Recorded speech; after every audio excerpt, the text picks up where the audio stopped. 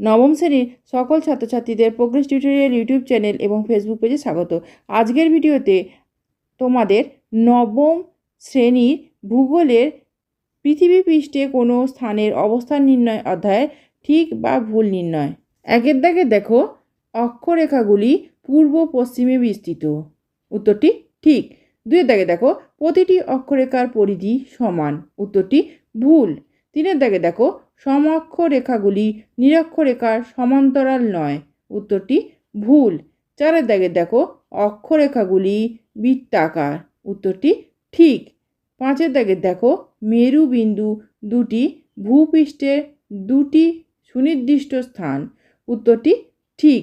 ছয়ের দাগে দেখো, লন্ডনের কাছে অবস্থিত গ্রিনিচ শহরে রয়্যাল অবজারভেটরি আছে। উত্তরটি ভুল। সাতের দাগে দেখো, বিষুবরেখাটিতে প্রত্যহ দিন রাত্রির দৈর্ঘ্য সমান। উত্তরটি ঠিক।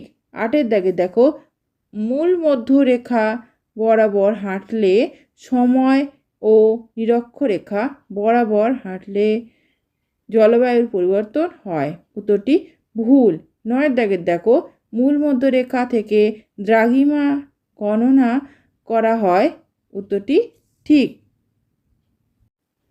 দশের দাগে দেখো, 180 ডিগ্রি পূর্ব দ্রাঘিমা আর 180 ডিগ্রি পশ্চিম দ্রাঘিমা দুটোই আলাদা। উত্তরটি ভুল। 11 দাগে দেখো, প্রতিটি দ্রাঘিমা রেখা একটি অর্ধবৃত্ত। উত্তরটি ঠিক। 12 দাগে দেখো, পূর্ব পশ্চিমে প্রসারিত বৃত্তাকার রেখাগুলি হলো দ্রাঘিমা রেখা। উত্তরটি ভুল। 13 দাগে দেখো, একই দ্রাঘিমায় অবস্থিত সব স্থানের স্থানীয় সময় একই। উত্তরটি ঠিক। 14 দাগে দেখো, অক্ষরেখা ও দ্রাঘিমা রেখা পরস্পর লম্বভাবে ছেদ করে। উত্তরটি ঠিক। 15 দাগে দেখো, কৌণিক দূরত্ব ও রৈখিক দূরত্ব একই। উত্তরটি ভুল। 16 দাগে দেখো, প্রতিটি দ্রাঘিমা রেখা পরস্পর সমান্তরাল। উত্তরটি ভুল।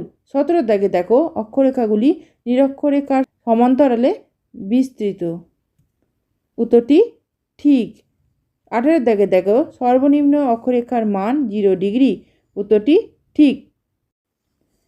শেষ ঠিক ভুল নির্ণয়টি দেখো, কর্কটক্রান্তি রেখা বরাবর হাঁটলে আমরা জলবায়ুর পরিবর্তন লক্ষ্য করব।